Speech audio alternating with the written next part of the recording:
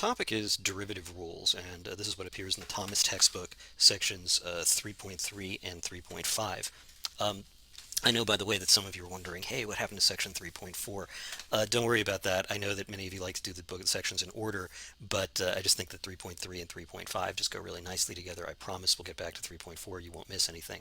So anyway, just recall from the last section of the book, that was 3.2 that we did, that the derivative, in particular the derivative as a function, is defined in the two ways that you see, in either of the two ways that you see here on the left. The most common definition is f prime of x is the limit as h approaches 0 of f of x plus h minus f of x over h.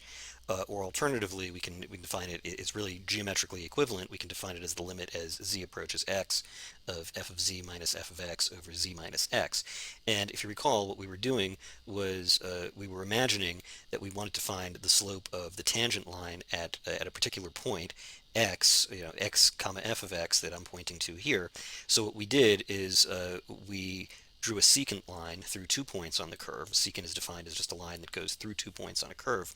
And we imagined those 2 points just getting closer and closer and closer together. The way we do it algebraically is we define the distance between them as h, and then we let h approach 0, thereby bringing the points close together. And when we find the limit of that, we get the slope of the tangent line at x, and that in itself is a function that we call f prime of x. Fortunately, even though we define this as a limit, and it's very important to understand that it is this particular limit, or by the way, this expression here is just, of course, giving the slope of the secant line. It is defined as this limit, but you don't actually have to find the limit in this. You don't have to find it in this way. There are a number of rules that allow you to find derivative functions from the original functions that are much simpler than calculating this limit directly. So what we're going to do is we're going to cover those rules with an eye toward being able to find the derivatives of functions without having to calculate the limit directly. So rule number 1 is the constant rule. This is probably the simplest rule, and I've simply put up what it is here. It's if f of x equals k for some constant k, then f prime of x is 0. In other words, it's just the constant 0. Now, that should really make perfect sense if you really think about it, because the derivative function is going to give the slope of the curve. Well, let's suppose that we have f of x equals 5. That's our constant k, is 5. Well, what's the graph of that function? The graph of that function is just this. So this is the line y equals 5. Just putting it up here, we'll call that 5. And what you can easily see is that the slope of any horizontal line is 0 every place. So it makes perfect sense that f prime of x in this case is going to be 0. And as you can see, it doesn't really matter what constant I use. If I had used instead the constant, let's say that this was y equals negative a million, it would get the same thing. It still has a slope of 0. So this is one of the nice rules, is that the derivative of any constant function is 0.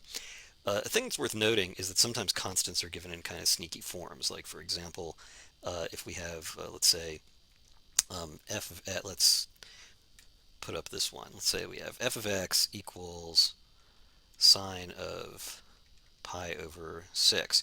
And you might say, well, wait a minute, that doesn't look like a constant, that looks like a function.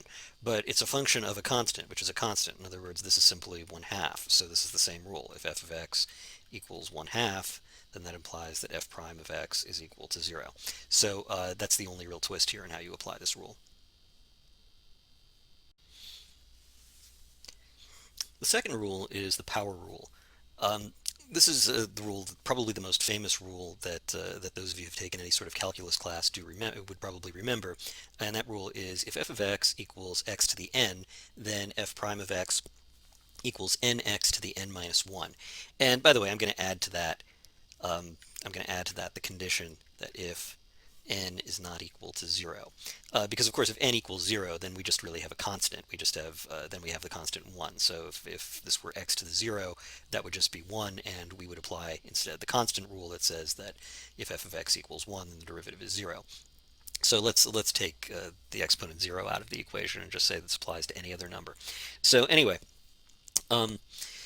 here we have some examples, because this is actually a remarkably versatile rule. So first of all, we have the most famous derivative of all, All of you know, just like my dentist remembered, that the derivative of x squared is 2x, so we can apply the power rule to find that. So if f of x equals x squared, then f of x, I'm going to take the 2 and bring it down here, and then x to the 2 minus 1, which is 2x to the 1, which is just 2x. So that works, and that's the simplest way to find that derivative. Next one, g prime of x, where g of x equals x to the 100. This works not just for common exponents like 2, but also for sort of exotic ones like 100. This would be 100x to the 99 is g prime. If you can imagine trying to find the slope of, the tangent line slope to the curve x to the 100, this function 100x to the 99 will do that for you. So, okay, let's go to h of x. So h of x, if h of x equals x to the 4 thirds, then h prime of x, I'm going to do the same thing. I bring down the exponent here, that's 4 thirds, and x, and then this becomes 4 thirds minus 1. So that equals 4 thirds x to the 1 third. So that's, let's draw boxes around these just so you can see what the answers are. So that's so 4 thirds x to the 1 third is the derivative of x to the 4 thirds. So let's do m. If m of x equals 1 over x, the thing to recognize here is that 1 over x is equal to x to the negative 1. So that means that m prime of x, I'm going to take that exponent and bring it down. That's going to be negative 1 x to the negative 1 minus 1, which equals, so this is negative x to the negative 2. And by the way, we would normally write that in the form, where we could write it in the form negative 1 over x squared. Either of those would be acceptable. And finally, then we have n of x as square root of x. And this is why I say this is a very versatile rule. It seems to apply in situations that don't look like power functions. But of course, we have if n of x equals square root of x, then it equals x to the 1/2. So we can calculate n prime of x just by writing 1/2 x to the 1/2 minus 1, which equals 1/2 x to the negative 1/2. We often write that, by the way, in the form 1 over 2 x to the 1/2, which equals 1 over 2 square root of x. This is one of those derivatives that's just sort of worth knowing. In addition to the first one, the x squared one is the derivative of the square root of x is 1 over 2 root x, but this is how you actually get there.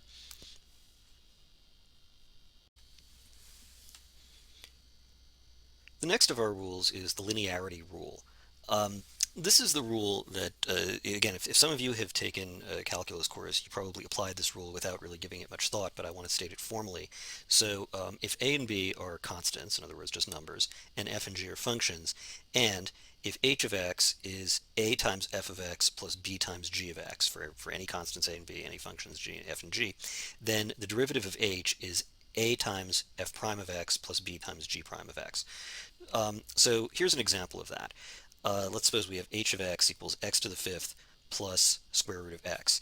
In this case, I'm going to put in sort of the phantom ones. So these are the constants. That's going to be 1 times x to the 5th and 1 times square root of x. So here, if I were to write this out, and you're not going to do this normally, but I'm just going to show you how this works, what we'd say is that a equals 1, b equals 1, f of x equals x to the 5th, and g of x equals square root of x.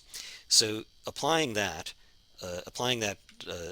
mapping of the constants and functions, what we can see is that h prime of x is going to equal 1 times the derivative of x to the 5th, which is 5x to the 4th, and then plus 1 times the derivative of the square root of x, which we saw in the last example is 1 over 2 root x. So here, what I have is that's a, that's b, and this is f prime of x, and this is g prime of x.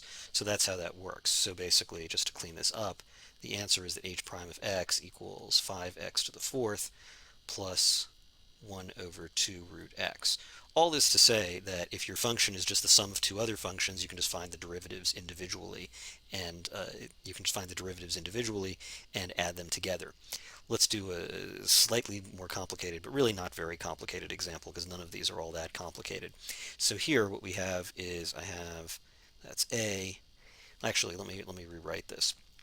if I rewrite this, this is going to be equal to 3x to the fourth plus 7 times 1 over x. So that means that this is a, this is b, this is f, and this is g.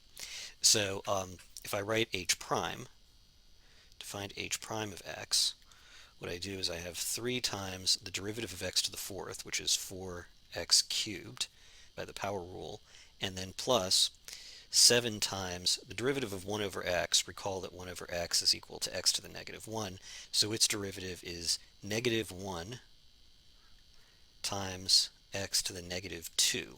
Again, it's an example we did in the previous page.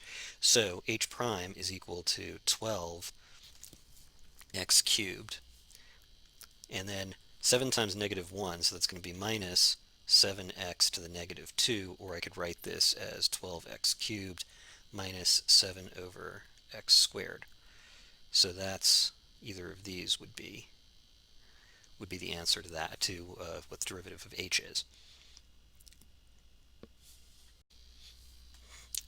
So our next rule is the product rule, and the product rule says that if h is the product of two functions f and g, then the derivative of h is f of x times g prime of x plus f prime of x times g of x. It's often sort of easier to remember this in the form that it's equal to f g prime plus f prime g without writing the x's in there. It just sort of commits to memory a little bit better if you write it that way. Now, I should say that one of the most common mistakes that people make is assuming derivative rules work in the ways that you would think are obvious. In other words, it's very common to believe that the derivative of fg, in other words, if I have a product function fg, then surely its derivative must be f prime times g prime. I can just take the derivatives separately and multiply them together, but I can't. I have to do them by this rule instead. So let's see how that works. What I have here is I have h of x defined as the product of two functions. So since this is the product of two functions, I'm just going to give them names, and let's say that that's f of x and that's g of x. So if so, let's just put them in a table here. Let's say that f of x equals x cubed plus 1, and g of x equals 3x squared minus 7. Well, if so, then I can take the derivative of f prime of x equals 3x squared, and then remember, by linearity I can add in the derivative of 1, but 1 is a constant, so its derivative is 0. So I don't actually need to represent it anywhere, I can just cross that out. And g prime, I'm going to have the same issue with the negative 7, so this is going to be, by the linearity rule, the derivative of 3x squared is going to be 3 times 2x to the 1, so that's going to be 6x, and then minus the derivative of that constant is 0. Once again, I can just get rid of that. So that means that h prime of x will equal, let's see, f is x cubed plus 1 times g prime, which is 6x, and then plus f prime, which is 3x squared, times g, which is 3x squared minus 7. So I'll just put all that in here. This is going to be f g prime, f prime, and g. And so that's the derivative of this product function. And by the way, some of you may notice that this would not have, the way I've written h, it would not have been that difficult to just multiply out. You'd get 4 terms, and we could have found the derivative just using the power rule on each of those terms. We'll get to more complicated functions where it's not so easy to do that. And I just wanted to use fairly simple functions to demonstrate what the rule is. If you actually, if you calculated the derivative that way or this way, with either by first multiplying all these terms and then using the power rule, or by using the product rule, the way I've done it here, once you simplify either derivative, they're going to be equal to each other. Both of these rules work. It's just that we're going to have situations where you actually do need to use the product rule. We just haven't encountered any functions that technically require it yet.